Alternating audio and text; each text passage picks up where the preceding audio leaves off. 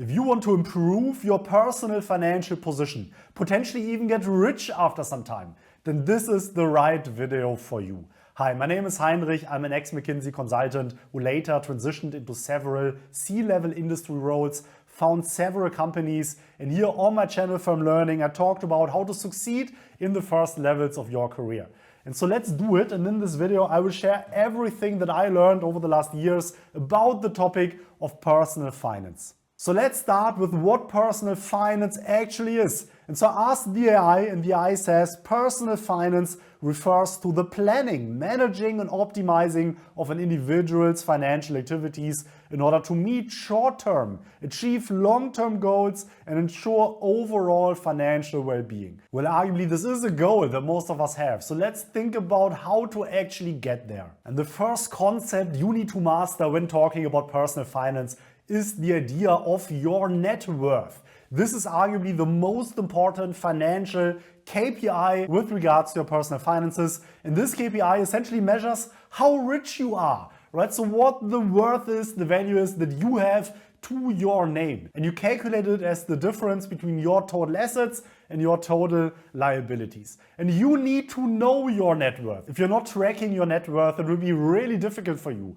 to get a grip around your personal finances. I created a video in the past about how to do that. I will link it somewhere above here, including an Excel template for you to use. But in a simplified way, all your assets are all the things that you own. So this might be your cash, this might be your stocks, this might be cryptos, any other significant valuables that you have. And from that, you deduct any liabilities. So these might be debts that you have, consumer debt, this might be your mortgage, this might be your car debt, any other liability like that. And the difference is then indeed what you own, and this is your net worth. There's an old management saying that goes like this: you cannot manage what you don't measure. And this is why it's so important. I'd recommend you to at least every month calculate your net worth, get an understanding whether it increased, whether it decreased, and whether the things that you're doing indeed pay off, move you in the right direction. Now this of course begs the question how you can increase your net worth. And there are three main levers available for you to do that. First of all, you should save as much as possible from the money that you earn. Second, you need to invest the money the right way. And third, you should look into ways to earn even more money, to have more money available that you can save and that you can invest. And let's look into all of these three levers and what some things are that you can do to improve your position in these regards. So let's start talking about saving. When discussing savings, an important concept to understand is your saving rate. So the saving rate is the share of your income that you set aside, that you save to then later invest it. And this saving rate, of course, should be as high as possible in order to increase your net worth. I looked into some statistics and I found that for the UK, the average saving rate is 2%. So on average, people save 2% of their net disposable income. For the US, this saving rate is 6%. People save 6% of their income. In Germany, this saving rate is 12%. People save 12% of their income. And this is indeed a saying that I heard a lot in Germany as well. Hey, you need to save 10% of your money and then you should be good, you should be fine.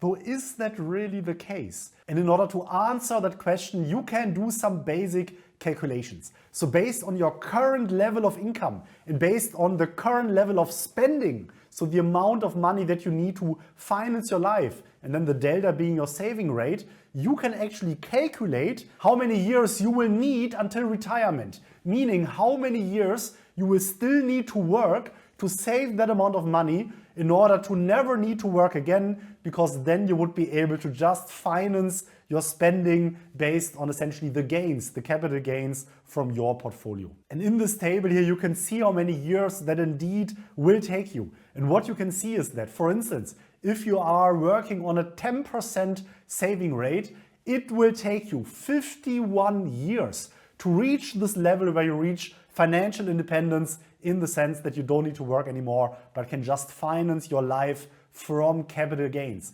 51 years. The problem though is that typically in your professional life, you will only have about 40 years of actual work right? So if you start work with maybe 25, you work 40 years, then you're 65, and then you will slowly move into your retirement. And this means that you will not be able to reach this level of financial freedom just based on a saving rate of 10%. And now you can do different calculations. So based on a 20% saving rate, you would be able to get there within 37 years. So this is roughly your professional work life, right? So at the end of your professional work life, you will reach this level of financial independence, which is great. And then you can essentially decouple yourself from any other type of government rent systems, though you will only indeed get there at the end of your professional life. And if you are indeed able to hit a saving rate of 60%, you will already get there in 12 years, which would be potentially a life-changing event for you, right? To be able after 12 years to at least have the freedom to retire, if you now want to do it or not, but you know that you do not need to work anymore. And so when discussing savings, and then the next step is of course to invest that money, there is a mindset that many people carry with them. And I want to read out the following statement here to you, and feel free to then pause the video and ask yourself for a moment, is this statement actually true or not? Right? So is this a truth or a myth? And the statement is that saving when you are young is not worth it. The money you struggle to set aside early can be earned far more easily later on. Right? Not sure if you ever had a thought like this. Why bother to save when you are young? The few $100 that you maybe can save early on will be worth far more if you now just spend them, because later, if you are in the middle of your professional life, you can earn that money much more quickly. So why bother saving, right? Rather spend it now and then you can still save later.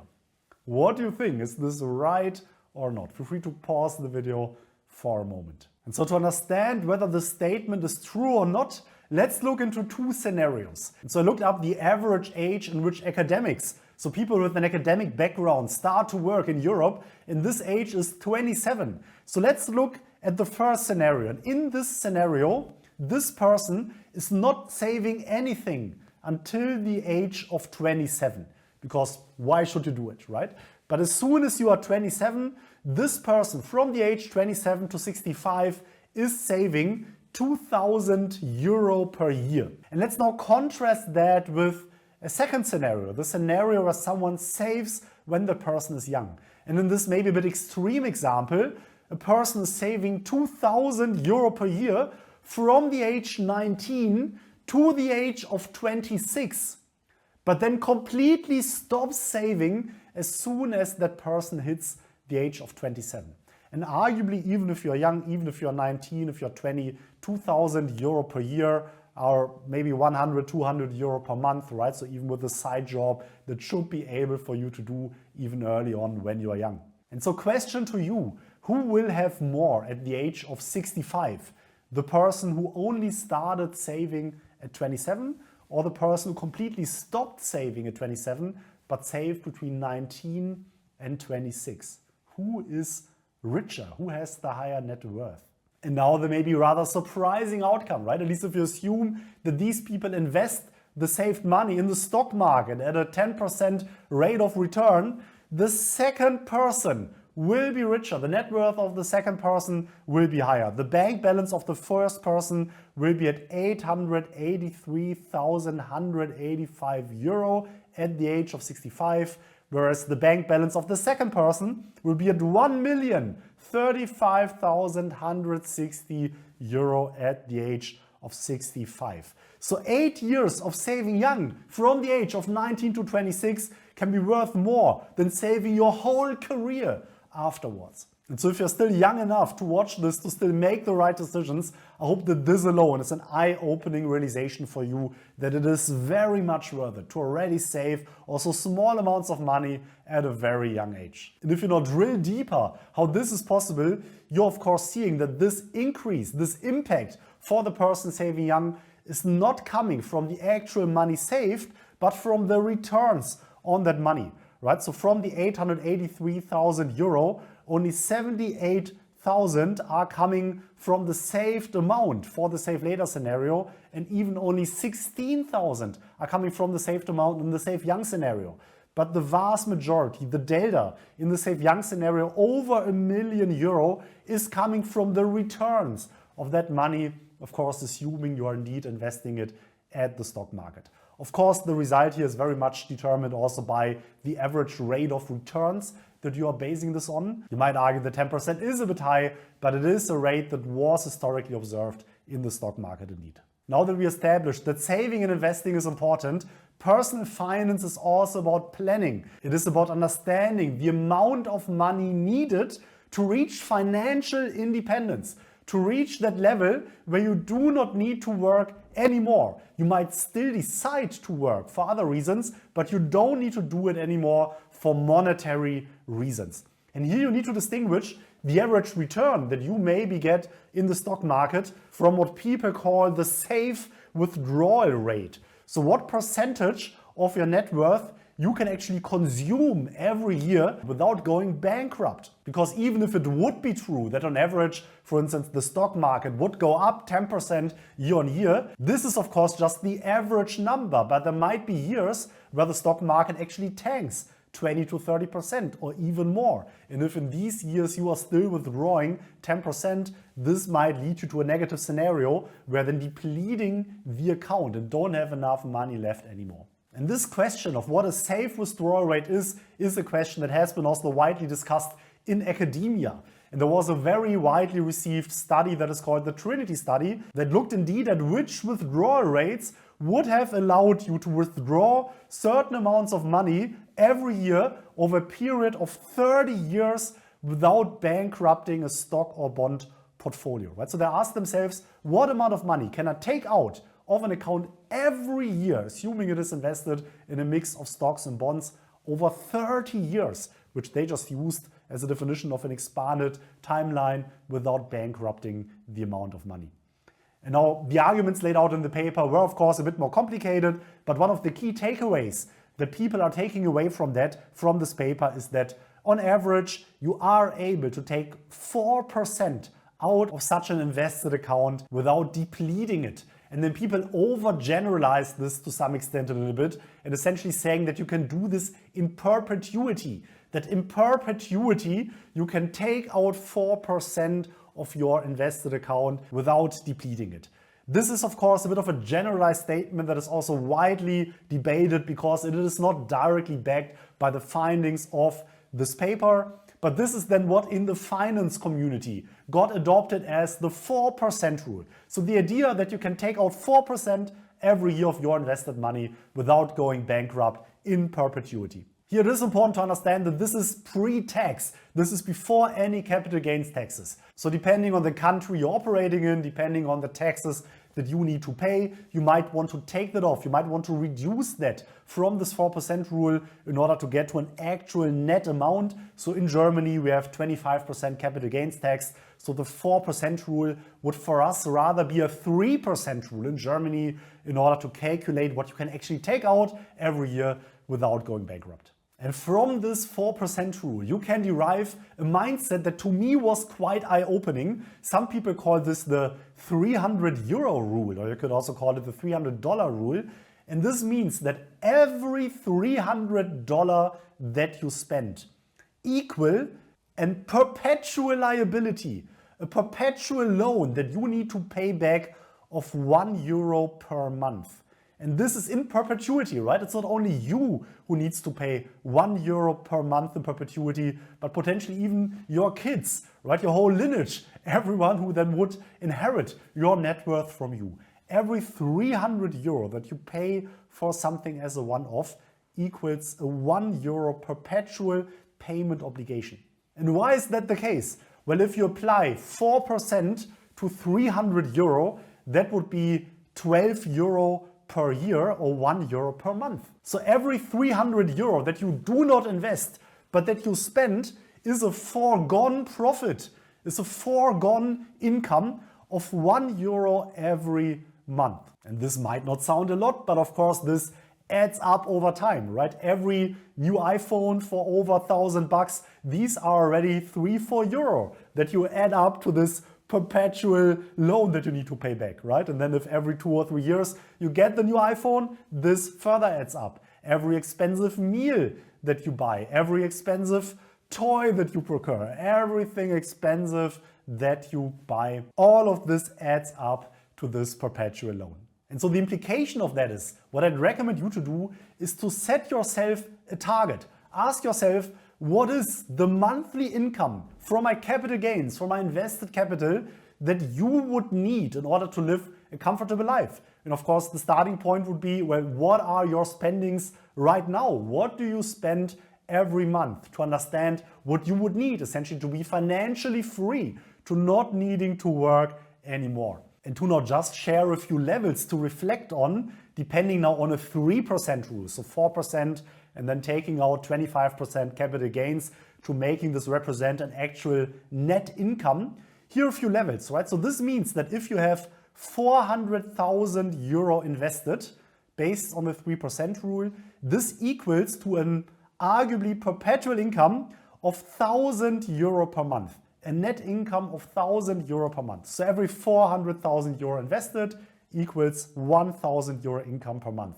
If you have 1 million invested, this equals 2,500 euro per month net income, which arguably is already a solid income, is probably more than some people out there earn with their regular job that can finance you a basic, solid life. If you're able to have 4 million invested, this equals a net income of 10,000 euro every month. So arguably more than most people earn out there.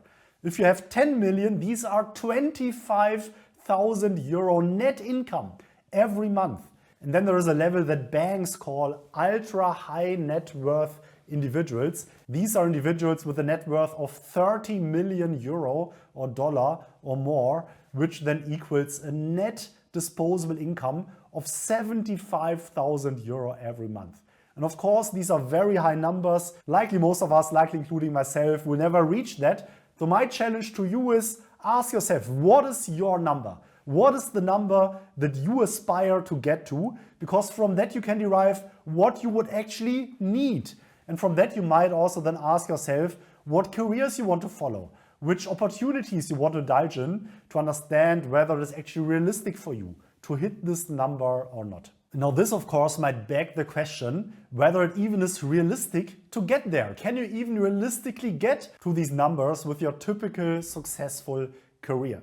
And so let's look how a stylized successful career looks like. So let's say you earn an average gross income of 100,000 euro throughout your professional career of 40 years. So let's say every year on average throughout 40 years you earn 100,000 euro.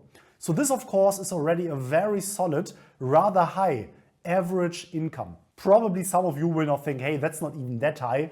I can earn even more. I can also earn 150,000, 200,000 euros, or even more. Fair enough, but still I would argue to get this income on average throughout an extended time period of 40 years, throughout your whole professional life, even if you are indeed working in an ambitious career, this is rather challenging. And just for the sake of a basic back of the envelope calculation, let's work with 40% taxes and social deductions that you would need to pay on such a salary. And so if you're indeed able to earn these 100,000 euros over 40 years, this means that you will have earned a total of 4 million euro as a gross number throughout this 40-year time period. So after taxes, this would be a net income that you have achieved of 2.4 million.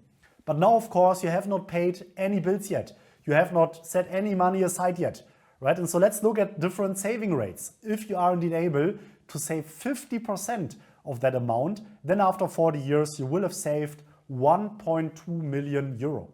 If you will have saved only 30% of that amount, you will have only saved 720,000 euro.